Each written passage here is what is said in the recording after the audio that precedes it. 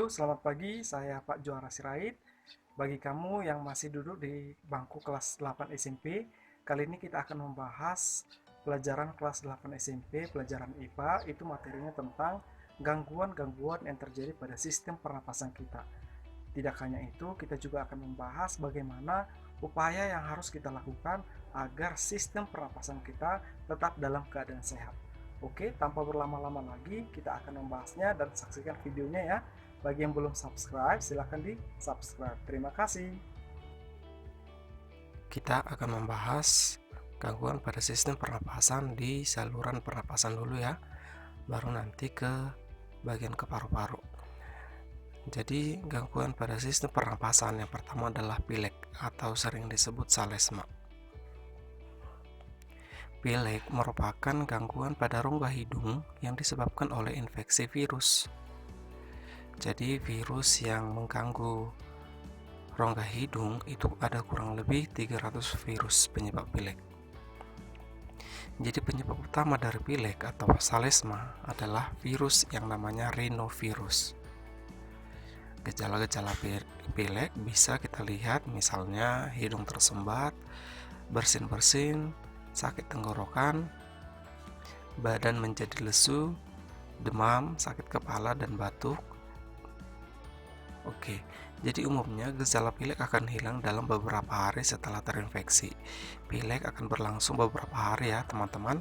Tetapi kalau misalnya pilek berlangsung secara lama, kita boleh hubungi dokter atau tenaga kesehatan yang lainnya. Baik, selanjutnya adalah sinusitis. Sinusitis merupakan gangguan berupa peradangan pada bagian sinus paranasal akibat infeksi kuman seperti virus dan bakteri. Jadi, sinus paranasal sendiri merupakan rongga pada tulang wajah yang berada dekat hidung atau nasal. Gejala-gejala sinusitis bisa kita lihat, misalnya hidungnya tersumbat, bersin-bersin, sakit tenggorokan, badan menjadi lesu, demam, sakit kepala ataupun batuk, kemudian terjadi nyeri pada wajah ataupun telinga, dan juga mengalami sakit pada giginya. Influenza sudah sering kita dengar. Jadi influenza merupakan gangguan pada saluran pernapasan yang disebabkan oleh infeksi virus influenza. Virus influenza itu seperti ini kira-kira gambarnya. Jadi virus influenza akan mengakibatkan infeksi pada hidung. Infeksi pada hidung. Jadi hidung sendiri merupakan saluran pernapasan, jadi otomatis akan menginfeksi saluran pernapasan. Saluran pernapasan yang diinfeksinya itu bisa sampai ke tenggorokan maupun paru-paru. Jadi influenza umumnya menyebabkan kondisi yang lebih berbahaya bagi tubuh. Gejala-gejala influenza yang bisa kita lihat itu misalnya hidung tersumbat, sakit tenggorokan, badan menjadi lesu, demam, sakit kepala ataupun batuk, kemudian terjadi nyeri sendi ataupun nyeri otot. Nah, sekarang kita ke difteri. Difteri merupakan saluran pernapasan atau gangguan saluran pernapasan yang disebabkan oleh infeksi bakteri. Nama bakterinya adalah Corynebacterium diphtheriae yang dapat terjadi di hidung, baik di laring maupun di faring. Jadi bakteri Corynebacterium diphtheriae tadi itu menghasilkan racun. Racun ini menyebabkan selaput pada jaringan di saluran pernapasan menjadi mati, lalu menumpuk di faring, bisa juga di tenggorokan. Nah, kira-kira seperti ini penyakit difteri secara fisiknya. Jadi di bagian pangkal lidah ini dan di sini itu terlihat putih. Ini karena saluran pernapasan menjadi mati dan menumpuk di faring.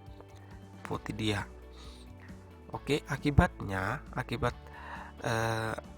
bakteri Corynebacterium diphtheriae ini, akibatnya kita akan mengalami kesulitan untuk menelan, bahkan kesulitan untuk bernapas.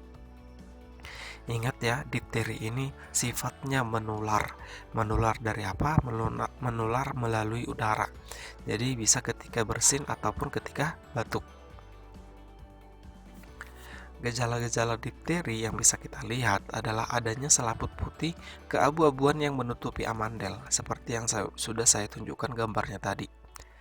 Kemudian sakit tenggorokan, sulit menelan, lehernya yang membengkak, sulit bernapas. Dan juga orang yang mengalami difteri juga suka menggigil. Baik, sekarang kita ke pleuritis. Pleuritis ini adalah mulai dari pleuritis kita sudah itu gangguan pada paru-paru ya. Pleuritis merupakan peradangan pada pleura. Ingat ya, di video sebelumnya kita sudah bahas apa itu pleura. Jadi pleura ini adalah lapisan pada paru-paru. Lapisan pada paru-paru. Berarti pleuritis ini peradangan pada lapisan paru-paru yang disebabkan oleh infeksi virus ataupun mikroorganisme, bisa berupa jamur ataupun bakteri. Gejala pleuritis itu dada terasa sakit, sulit bernapas, sakit tenggorokan, batuk kering, sakit kepala, dan demam. Oke, kita ke kanker paru-paru. Kanker paru-paru merupakan kondisi ketika sel-sel yang menyusun paru-paru tersebut tumbuh dengan sangat cepat dan tidak terkendali ataupun tidak terkontrol. Nah, ini penampakan paru-paru. Yang ini penampakan paru-paru yang sehat. Oke, jadi kalau kanker paru-paru ini penampakannya. Jadi sel-sel pada paru-paru ini tumbuh dengan sangat cepat ataupun tidak terkendali. Jadi bentuk fisiknya seperti ini. Bedakan dengan bentuk paru-paru yang sehat. Penyebab dari kanker paru-paru itu adalah kebiasaan merokok. Jadi merokok adalah salah satu kegiatan yang sangat merugikan kesehatan tubuh kita ya. Kemudian yang kedua adalah polusi udara. Bisa melalui debu ataupun asap rokok tadi. Kemudian ada juga penyebabnya faktor pembawaan sifat dari orang tua sebelumnya atau dikatakan faktor genetik. Jadi penyebabnya ada 3. Yang pertama kebiasaan merokok, yang kedua polusi udara, dan yang ketiga adalah genetik atau pembawaan sifat. Nah, gejala dari kanker paru-paru itu bisa kita lihat seperti batuk berdarah, suaranya sesak nafas, kemudian tidak nafsu makan sehingga mengakibatkan yang namanya lemas, kemudian rongga dadanya terasa nyeri, sakit kepala juga, dan berat badannya bisa drastis menurun. Oke, sekarang kita ke pneumonia atau disebut juga dengan penyakit paru-paru basah. Pneumonia merupakan kondisi peradangan pada alveolus paru-paru akibat infeksi virus maupun mikroorganisme. Oke, jadi infeksi atau bakteri yang menginfeksi paru-paru tersebut itu contohnya adalah Streptococcus pneumoniae atau Chlamydophila pneumoniae. Oke, jadi kedua bakteri ini akan mengakibatkan yang namanya alveolus dipenuhi dengan lendir, nanah ataupun cairan-cairan berbahaya lainnya. Nah, gejala pneumonia bisa kita lihat misalnya batuk berdahak, kemudian sesak bernapas, sering mengalami demam, dadanya terasa sakit ketika bernapas, dan sering menggigil ataupun sering berkeringat tanpa melakukan aktivitas yang berat, tetapi dia berkeringat. Oke, selanjutnya adalah tuberkulosis atau sering kita dengar dengan sebutan TBC. Tuberkulosis merupakan kondisi ketika paru-paru terinfeksi oleh bakteri Mycobacterium tuberculosis yang menyebabkan timbulnya bintik-bintik pada alveolus. Ingat, TBC atau tuberkulosis ini sifatnya menular ya. Jadi, bakteri Mycobacterium tuberculosis dapat menginfeksi, selain menginfeksi paru-paru, TBC juga bisa menginfeksi yang namanya lambung, usus, ataupun ginjal. Jadi sangat berbahaya. Dan ini sifatnya menular. Saya ulangi, sifatnya menular.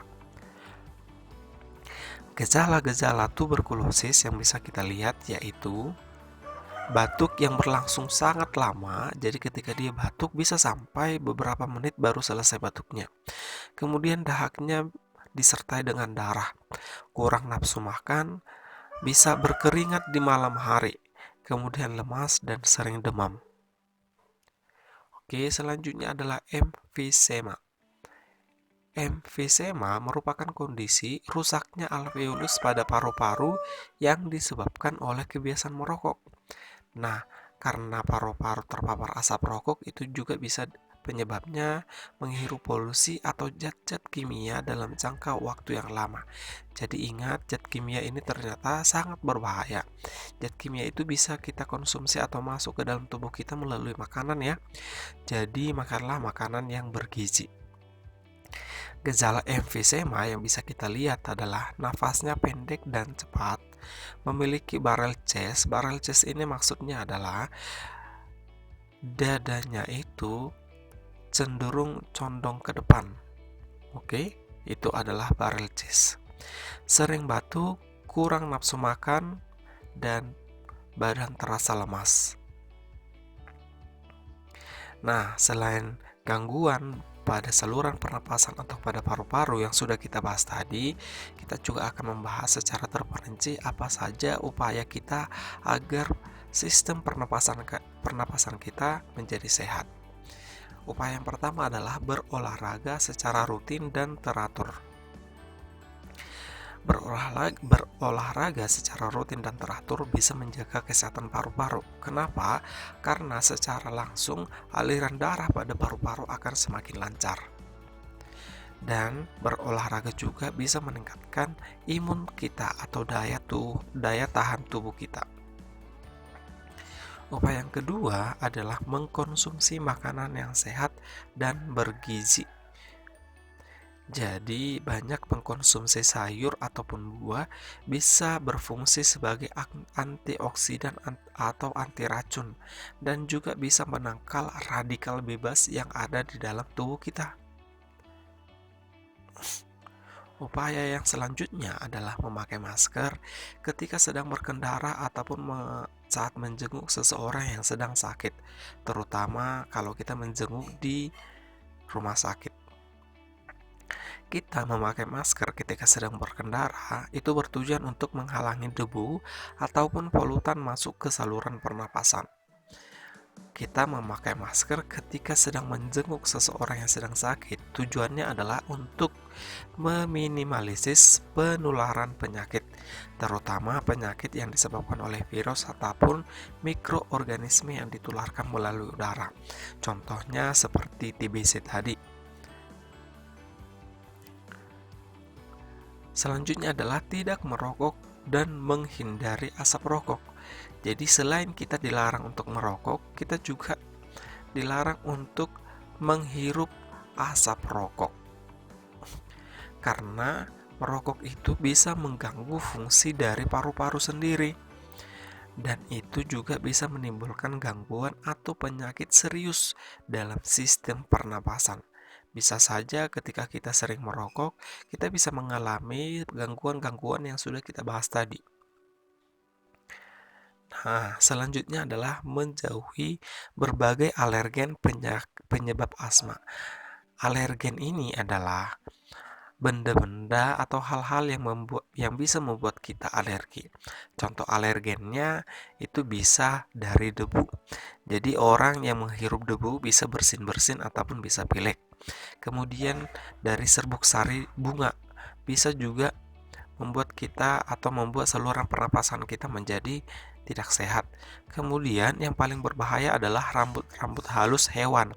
Rambut halus hewan itu bisa dari rambut kucing ataupun dari rambut anjing.